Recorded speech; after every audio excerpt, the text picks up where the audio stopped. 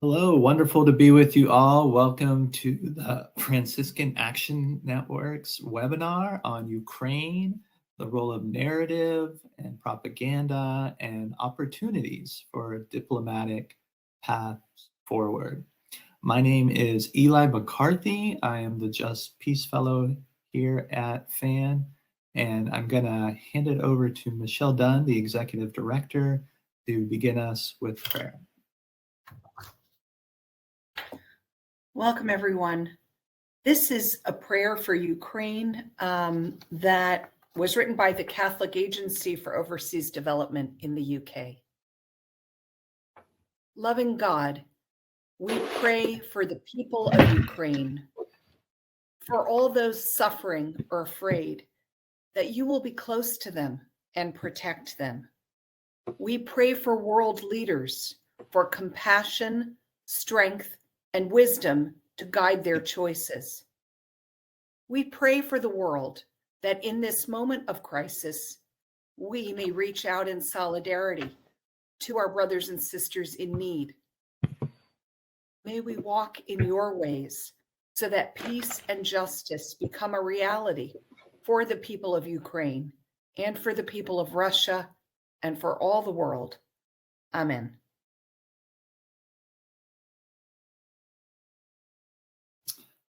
Thank you so much, Michelle. So our agenda for today is a few kind of background comments on the context of this conversation, and then I will kind of introduce our panelists, and I will ask them a series of questions that they'll have responses to, and then we will have a chunk of time at the end for the audience to put questions for the panelists. So you can use the question mark icon on your screen to type in your questions, and then I will choose ones for the panelists to kind of respond to and think through. And then we'll have a moment of closing with some announcements and some ways to get active and involved on this issue and some things coming up with Franciscan Action Network. So just in terms of the context for today, we've had some really exciting moves and moments from Pope Francis in terms of developing more energy towards a peace mission or diplomatic processes. He has assigned a papal envoy, Archbishop Zuppi from Italy, who's also with the San Egidio community that has been involved in various negotiated peace processes. Zuppi has been visiting Ukraine and will be engaging with Moscow as well to try to find some ways forward. Pope Francis also recently sent a message to the UN Security Council just yesterday, and one of the notable comments in that was, we must, quote, "we must move away from the logic and legitimacy of war," unquote. There have also been a number of other diplomatic efforts. There have been leaders from 6 different African countries that have traveled to Ukraine and Moscow trying to find energy and direction for a negotiated process. Leaders in Hungary, Brazil, and China have made various proposals.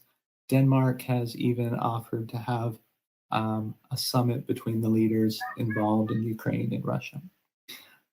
So with that context, now we want to kind of dive in a little bit to the different types of narratives that have kind of informed and impacted this war, and when those narratives have turned into distortions or kind of propaganda.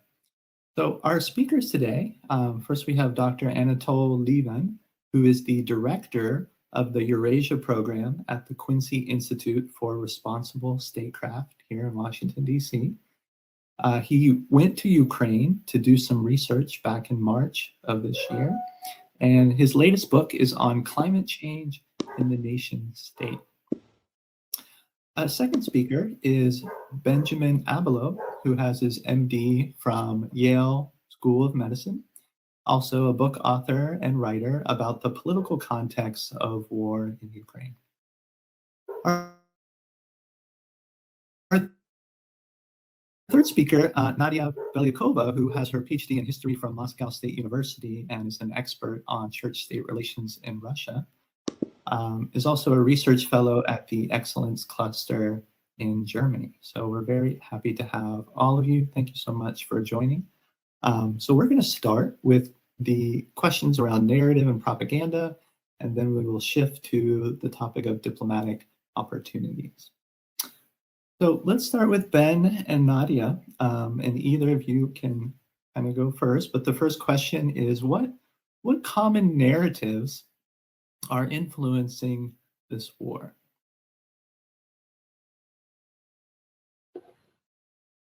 Nadia, would you like to go first? Okay, thank you. I think the K narrative was created and broadcast not only in Soviet but in post-Soviet societies in Russia, Ukraine, was a narrative of a heroic war, especially the Second World War, a narrative of the war from which one can emerge victorious and morally entitled to take an authoritative stance. The elites in both countries know that victors are not judged and that it is possible to win on the battlefield. In general, and now what's about from Second World War, now in this war, Russian representatives went to fight not against Ukraine, but to liberate it from Nazism. For Ukraine, the Russian troops that have occupied Ukrainian territories are fascists and occupants. In narratives from Eastern Ukraine, we can hear with about the beginning of the war. It was just like in June of 1941, the enemy had suddenly invaded our land. So it's, I think, one important narrative. The second one, I think, it's in both countries, there is a struggle for history, a war for making new sense of history. It's a struggle for meanings, for concepts and interpretation of the past. And from my point of view, the third common narrative is distrust of pacifist ideas and lack of belief in the values of peace and the belief that peace-building attitudes are the product of the prosperous, pampered Europe.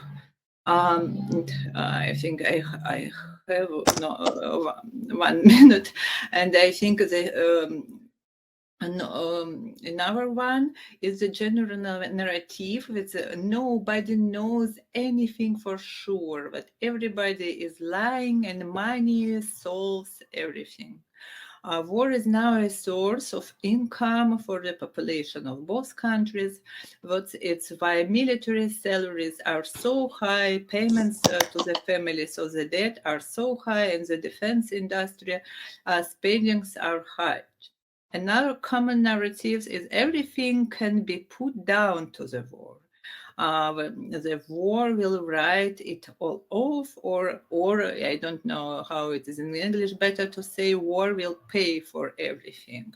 I think it's narrative which I can hear and read from both in both Russian and Ukrainian and Russian societies. So I began. It's my opinion. Thank you so much, Nadia. Really helpful insights from your perspective. Ben, could you offer your thoughts on what kind of common narratives are influencing this war? Yeah, my comments will be really pertaining to narratives that are prevalent in the United States, and I think also the ones in Europe, as I understand it, are fairly consistent with this, and in some cases even more extreme than in the US. I think the standard narrative, and this is perhaps simplifying a little bit, but is that there's an equation between Putin and Hitler, and that this war is basically a war of essentially World War II being replayed in a certain modified way. Another way of describing it might be, and it's also presented this way sometimes, that Putin or the Russian elite is trying to regain the Soviet Empire, or a Tsarist empire, or a Tsarist imperium is sometimes put a little bit more mildly.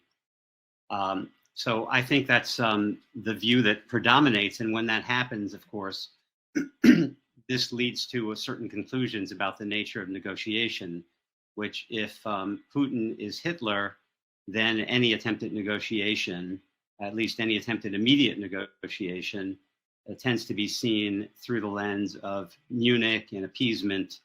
And this creates, I think, a sort of natural bias against negotiation.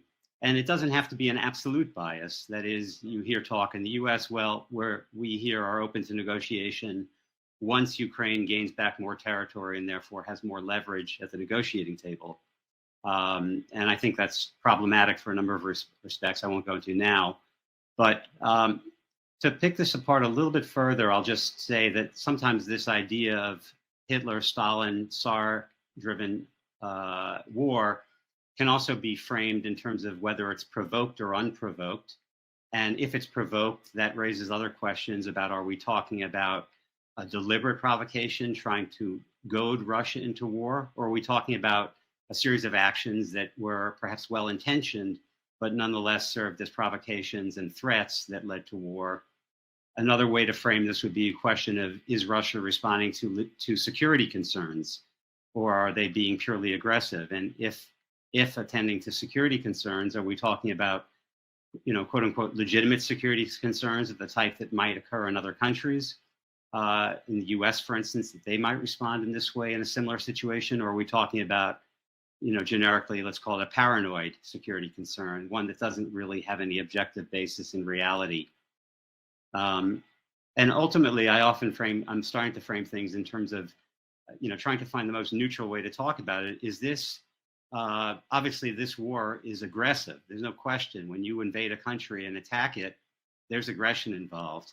But the question is that aggression driven by a kind of offensive expansionist orientation or motivation, or is it driven by a kind of defensive reactive orientation? Even describe ultimately as being a fear-based aggression, trying to respond to what Russian leaders perceive as threats.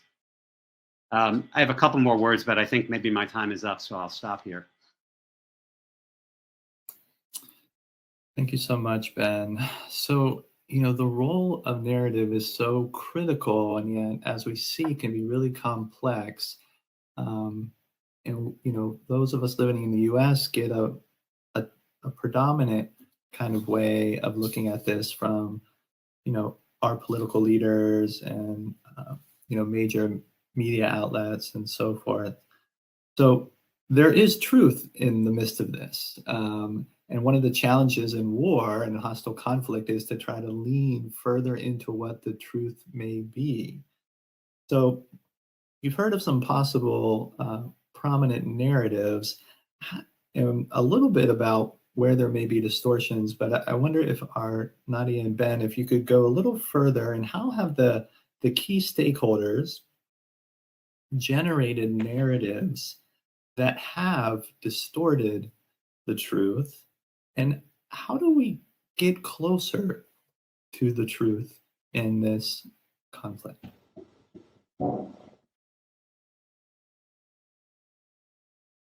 So Ben or Nadia? Would you like to pick up, or should I? Yes, I think that stakeholders in Russia, media space has an important feature. It's state control. All television is under control of the status Putin's government, and the most prominent and successful project, all of it's Russia Today. And then this situation with television in Russia is that it is a television set in every home. This is not to say that people listen to it on purpose. It's simply on in background, creating a certain picture of the world for people and shaping the attitudes toward events or peoples which they have not directly encountered. And so it's important to understand what propaganda worked. There are a good book of Valery Solovey about how media propaganda worked in not only in Russia. Yeah, there's the same principles in Russia or Ukraine, but the problem is that the opposite media are in the same paradigm of confrontation with state power and opposed to this media space, which is constructed in television.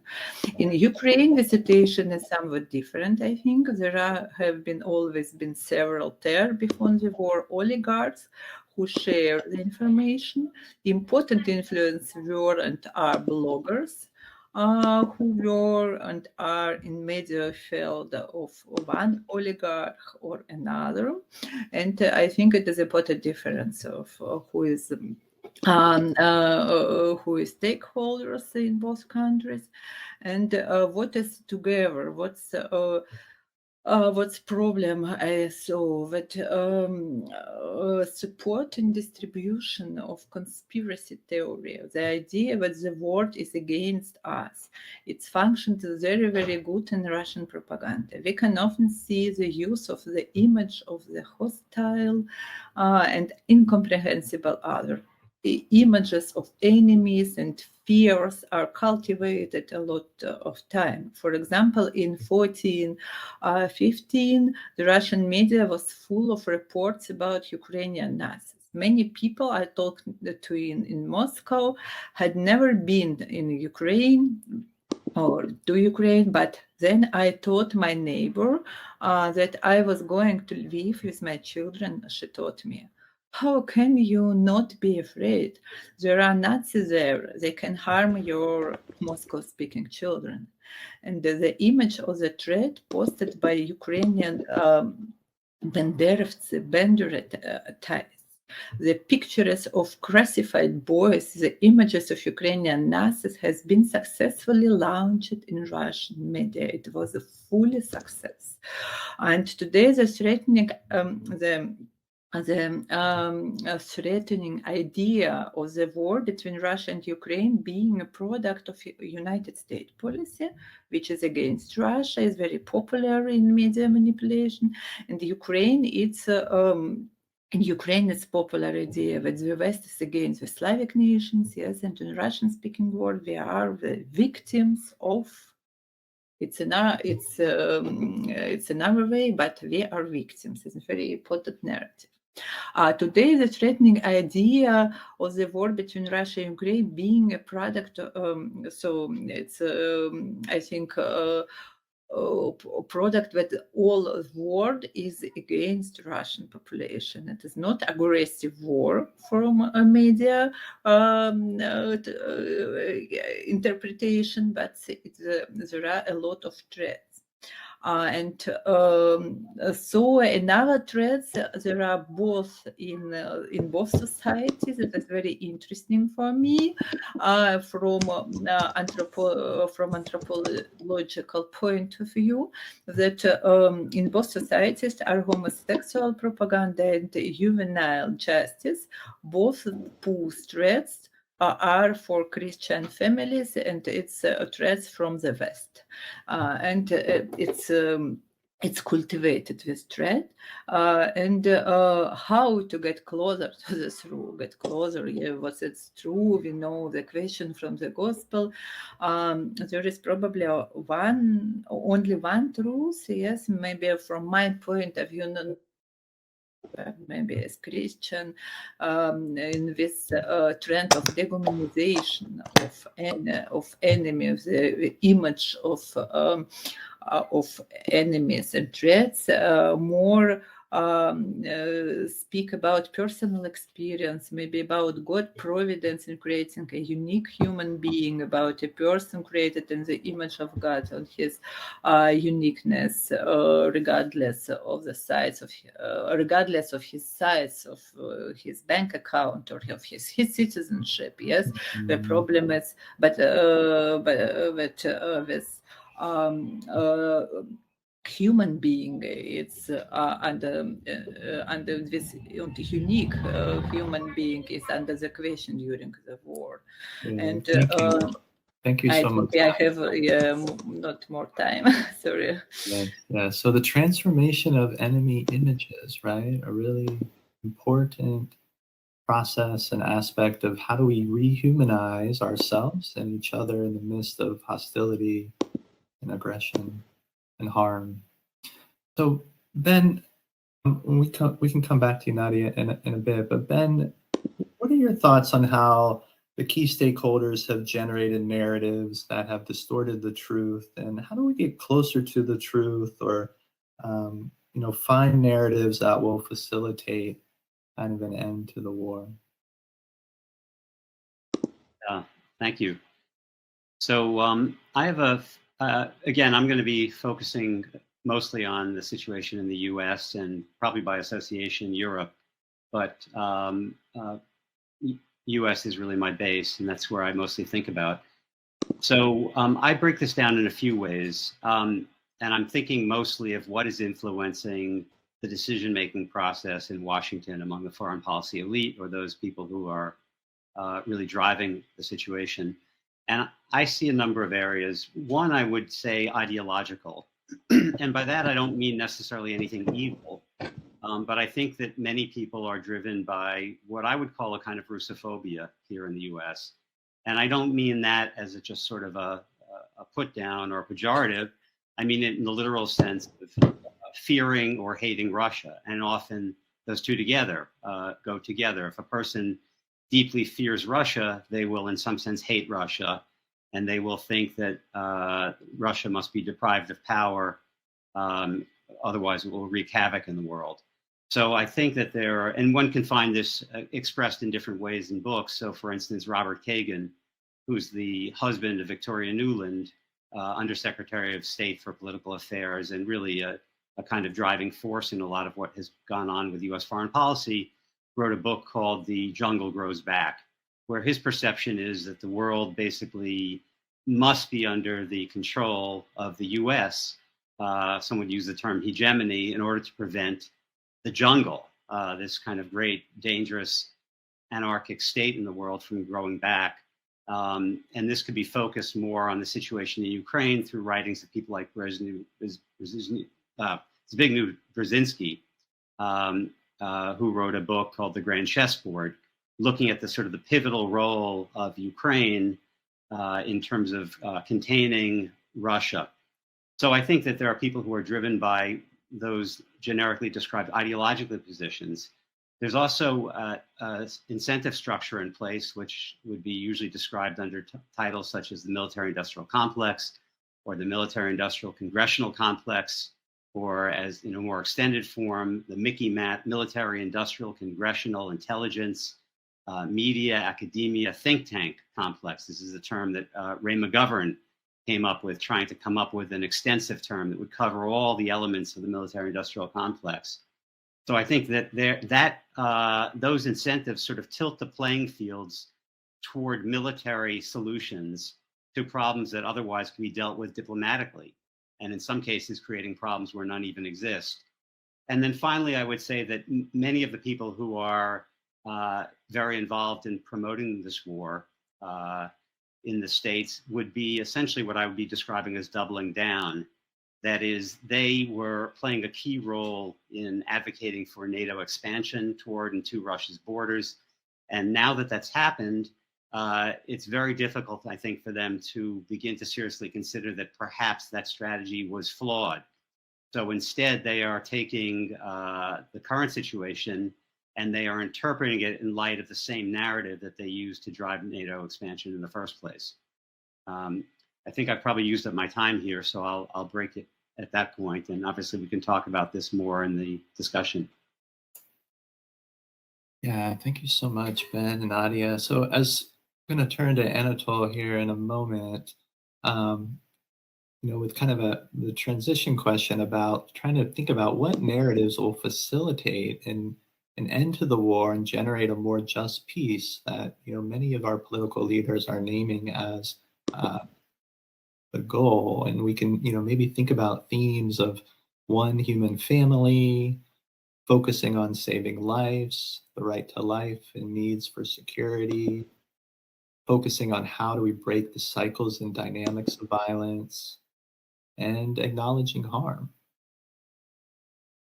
So Ben and Nadia, we'll come back to you here in a few moments. But Anatol, after listening to Ben and Nadia, is there anything you'd like to add, kind of regarding the questions posed related to narratives and propaganda, before we kind of turn to the diplomatic opportunities? You have to unmute, Anatol. I can't hear you. So sorry. I agree entirely with what has been said. I don't have a great deal to add. I suppose one thing I'd say is that what we now call narratives, to a considerable extent in the past, we called, perhaps less euphemistically, simply prejudices. I think the term narrative came in as yet another example of how what we have is better than what other people have. Other people have nationalism, we have patriotism. Other people have prejudices, we have narratives. But in the end, it comes to much the same thing. One thing that has greatly disturbed me, on all sides, it must be said, I have the greatest understanding, of course, of Ukrainians who have suffered so greatly as a result of the Russian invasion, but has been the growth of outright national hatred on all sides. Now, of course, I encountered this greatly in Ukraine when I was there in March, and one sees a great deal of this now, unfortunately, in the Russian media and some official statements as well. One also sees more and more of it in the West, which I find in a way particularly unpleasant, because after all, we are not directly involved in this war. We are not suffering damage. Our children are not being killed. And yet, you see this language really of hatred against not just the Russian government or the Russian army, but the Russian people in general, the Russian nation and the entire Russian national tradition. And so you have moves, to ban Russian authors, not just Russian authors, but even now it seems books set in Russia, even when in some cases, like Tolstoy, he was the most famous, perhaps apart from Gandhi, not merely Russian pacifist, but pacifist in history, and tremendous critic of Russian militarism and imperialism.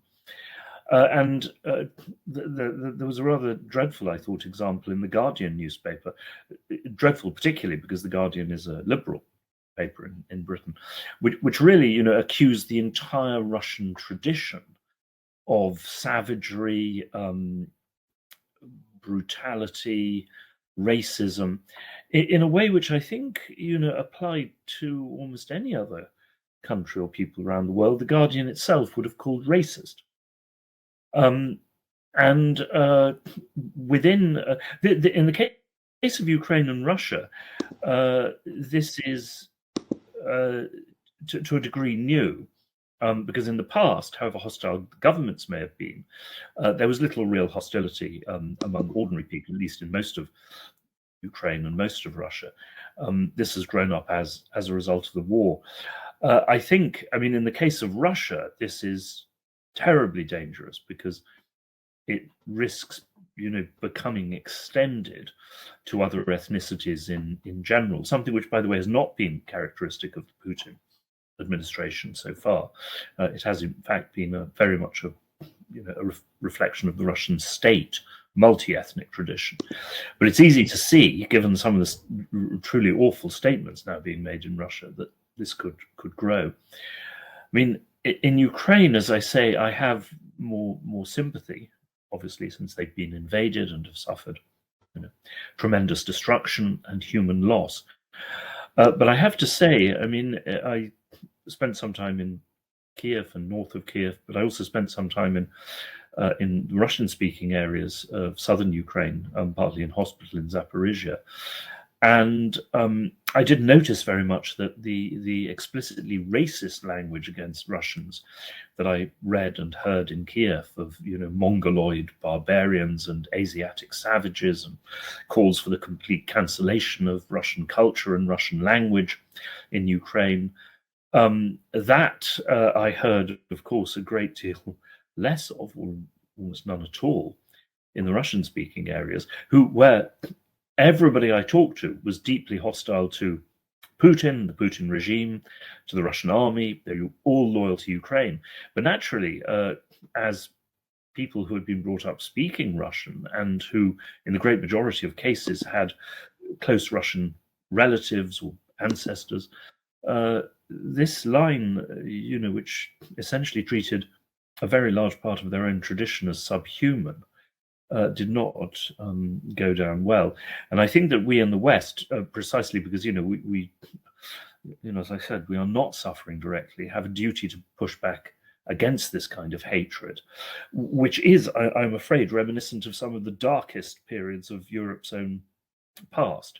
I must say, I think that the Catholic Church, His Holiness the Pope, have done, an excellent job in this regard, but I think that it is the duty of all intellectuals to do so. Julien Bender had something to say about that in The Treason of the Intellectuals, almost 100 years ago now.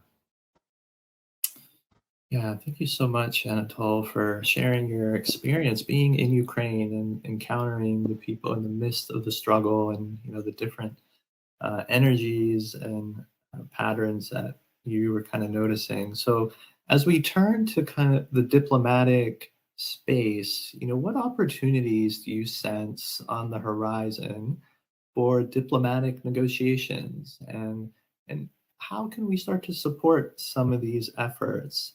So as Anatol's response to this, just for people in the audience, we'll be coming to you in about 5 or 6 minutes if you want to put your questions in the Q&A box.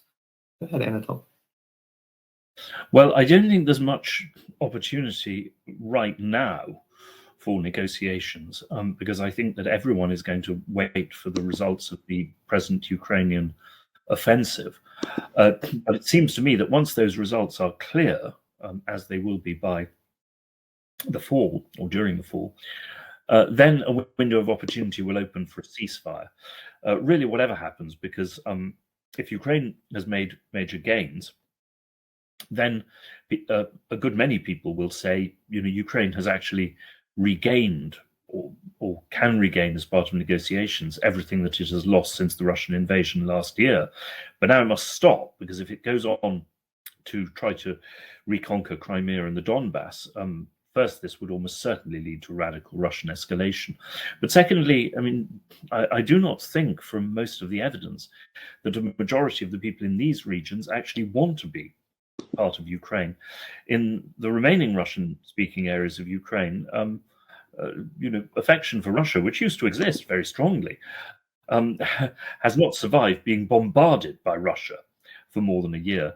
Well, people in eastern Donbass have been bombarded by Ukraine for 8 years, and I'm not sure that has left them with great desire to return to Ukraine either. So I think we're looking at the autumn, but then I think there must be a determined push for a ceasefire in which all responsible international actors should join. And of course, not just in the West, but elsewhere in the world. And I think that the United States should be prepared to reach out to the Holy See, but also to other countries which have expressed a strong support for an early peace. I should say, however, that I'm afraid I do not regard a full-scale peace settlement as at all likely, because the positions of the two countries and in the case of Ukraine, some of their backers in the West, are so different, above all on the territorial issue, that I can't easily imagine them signing a formal treaty of peace.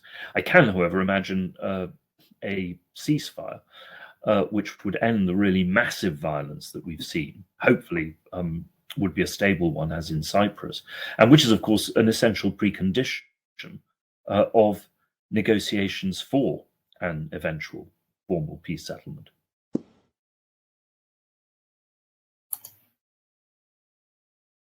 Yeah, thanks for kind of laying out where the the trajectory is on the counteroffensive and how that's impacting different political leaders' ways of thinking about this. Um, so, do you kind of mentioned supporting or the U.S. reaching out to Pope Francis or having a more determined effort, perhaps in a few months. What are there things we can do now to kind of like till the soil, cultivate the landscape, so that if the opportunity is in the fall, we're ready to kind of take that opportunity, or if there's a breakthrough before that, we can kind of create the energy to maybe kind of enhance those possibilities. And then Ben and Nadia, if you have anything briefly you want to add to diplomatic processes, you can jump in after that. I think that all concerned citizens, both in the United States and in Europe, should lobby their elected representatives, as should institutions and NGOs and civil society groups interested in peace, to call on them to aim, for an early ceasefire and an end to the massive fighting. In the case of the United States, I and my organization have supported help to Ukraine to defend itself, but we have also said very strongly that massive military and economic aid to Ukraine must be linked to and ultimately conditional on a US political strategy to end the war. And this war cannot be ended, at least not without a high chance of destroying the entire world, simply on the basis of unconditional Ukrainian victory. There will have to be a compromise, as President Zelensky himself formally also said. So I think that's what people need to do. And also to engage with other groups and bodies and indeed governments around the world, because I think that certainly anyone calling themselves internationalists should be very critical of the way in which the United States and other Western governments have simply brushed aside the views of other major states and indeed populations around the world, including India, Brazil, Indonesia, as well as China, obviously, South Africa, all of which, with reason, regard themselves as having, vital economic interests in ending this war, and also, of course, beyond that, have the most vital interest in preventing a nuclear war, which would devastate them as well as us and everybody. And we must respect, must say what the US Declaration of Independence had, a decent respect to the opinion of mankind. And I think that the contempt shown by the Biden administration for the wishes, the opinions of other countries around the world is something that must be criticized, and frankly is more reminiscent of perhaps what we would have expected of Donald Trump than I at least would have expected of people who think of themselves as liberal internationalists. Great. Thank you so much, Anatol. Really appreciate those insights. And, we can start thinking about what are some of the kinds of proposals and contours of a ceasefire and the sequence of agreements that can lead up to the broader, treaty. I know there have been proposals around kind of shifting or moving nuclear weapons out of that space from, the different stakeholders in Eastern Europe, as well as Russia's move to put tactical nuclear weapons in Belarus. And the other aspect around ceasefire too is, even if there is kind of an initial step to have a pause or a reduction in the shooting and that kind of fighting, there can still be, as we talked about at our last webinar, nonviolent resistance within occupied territories to try to continue to kind of regain the original territory and so forth. But Ben and Nadia, maybe just a minute each at the most. Do you have a comment on the diplomatic end? And then I'm going to turn to some questions from the audience. Thank you. I think I speak more from theoretical, from my background as historian.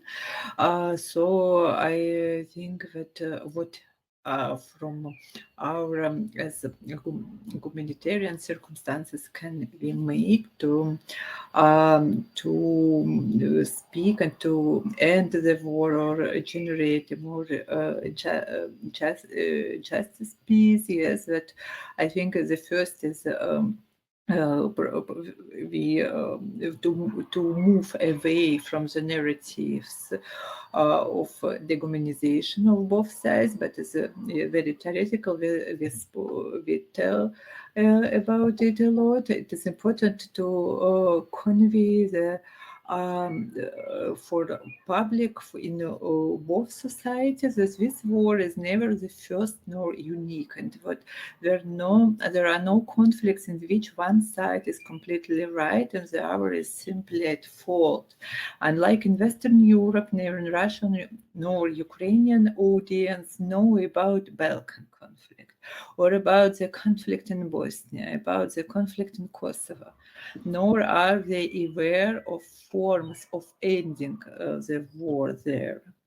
And I think that maybe it is necessary to change narratives, that the values of peace and the experience of peacemaking, including Christian peacemaking, are a product of prosperous, maybe Western society. And I hear a lot about it from my respondents in both countries. Western people can afford to be peacemakers because they are very often a statement common among both audience. It seems to me that getting to speak more about experience of wars and peacemaking in recent years is very important. For example, the experience of Christian peacemaking, the experience of specific seizing or freezing of conflicts in the world, and maybe it could help Russians and Ukrainians not to stay still in one information bubble, what makes them believe they are the first to find themselves in this fratricidal war. And I think maybe it's important to talk about what does it mean, justice peace. It is important to talk about what justice peace will be, not only for the current president of Ukraine, but to shift the focus and talk about peace for a 16-year-old resident of Donbass, or a student in Lviv, for a young woman from Odessa, or from a disabled person from Ivano-Frankivsk, or a resident of Belgorod, or a widow from Novosibirsk or region in Russia. And I think it could change our focus and our optic and understand what's happened and why it is so difficult to speak now about peace and what does it mean justice in our post-Soviet societies. And so it is also important to look maybe at experience of for me, it is interesting. I understand that my optic is such maybe very, very, very different about experience of free churches on the post-Soviet space in Russia and Ukraine, both Baptist or Pentecostal. Yes, and I think maybe we can speak. Turn to some of the questions in the audience. Okay. Closer to our time. I'll keep it just 1 minute, if you could. Yeah, I'll keep it real tight. I'm going to speak a little bit fast, so I just want to make two points. One is I just want to make clear that I think the narrative that is currently dominant is incorrect and badly incorrect. And as long as that narrative persists, the war will continue and be worsened. So I think the narrative needs to be fundamentally corrected. At least I hope that it would be. Number two, I certainly understand what Anatol was saying about that it's there may be problems with trying to bring about a peace and a negotiation right now. But I don't think, and what he's saying is certainly consistent with what many very informed commentators have said, but I don't agree with that perspective. I think that almost at any point, we run the risk of the war being extended. If Russia is successful in beating back this counteroffensive, then I think it's quite likely what we would see, or quite possible at least, is that this coalition of the willing, led by Poland, might enter the country, and then we may see NATO troops directly entering and a real war going on, bringing it to a real world war stage with possible use of nuclear weapons at a real risk.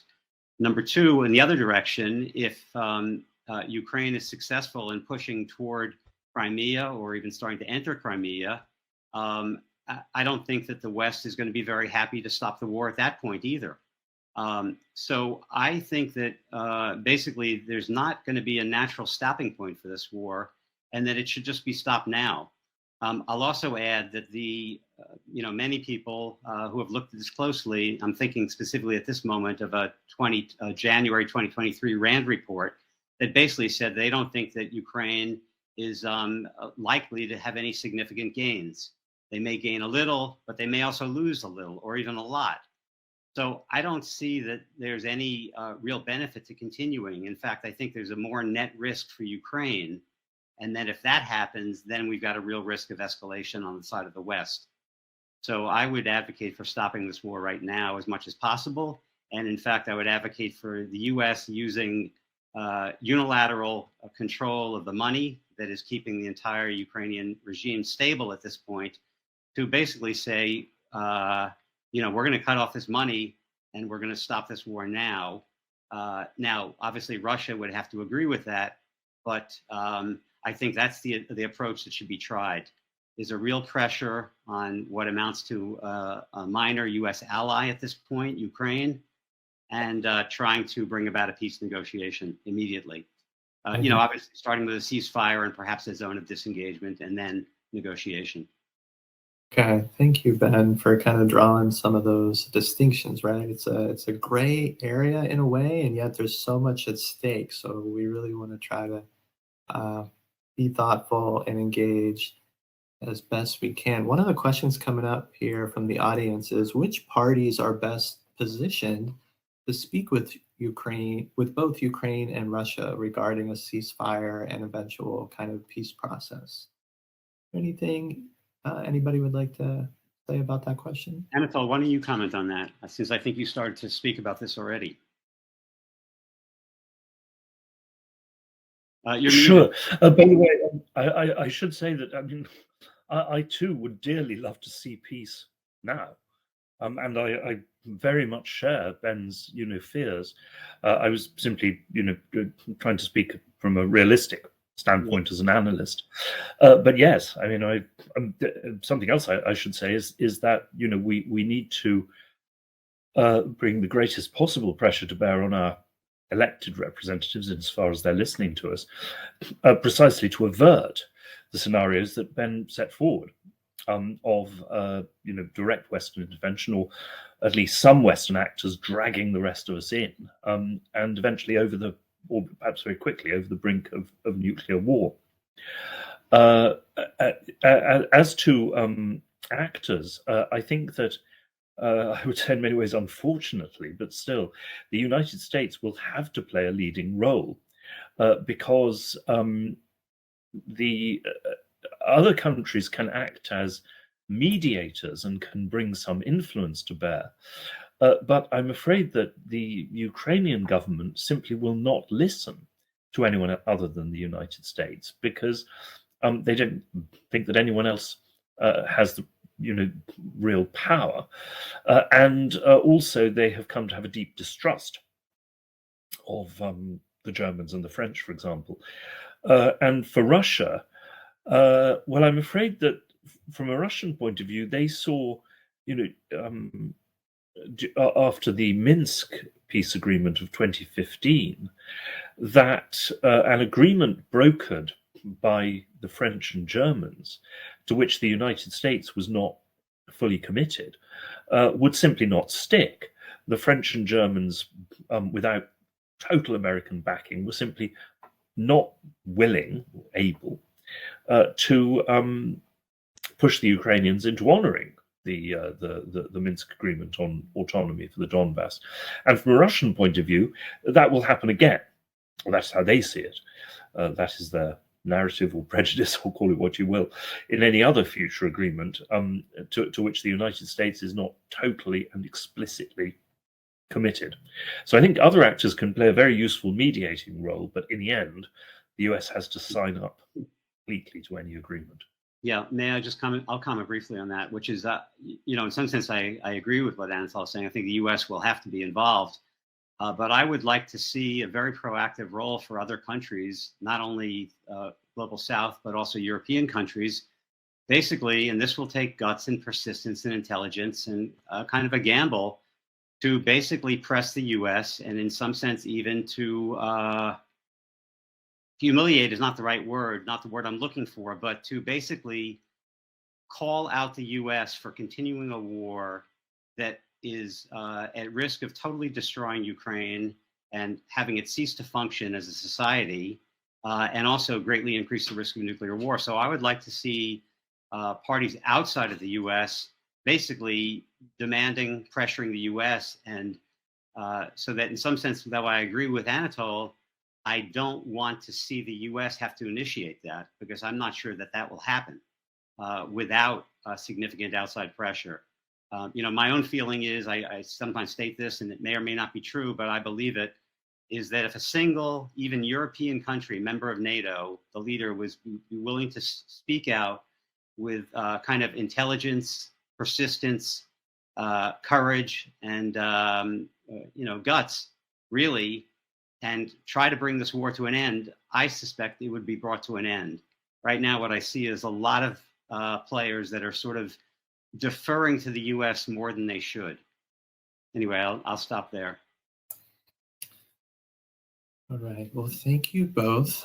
We are coming close to the end of our time here. There are some other questions around, like, are there any groups, religious leaders, civil society who are trying to humanize the other side in public narrative and to promote peace? So encourage folks to be thinking about that, and we will send everybody kind of a follow-up email with some resources and some ways to kind of go a little further on this. But Nadia, Ben, Anatol, thank you so much for your great insights and wisdom and attention to this issue, and we hope we can continue to kind of collaborate on creative ways to end the war and to generate a just peace, which is so important for everybody involved.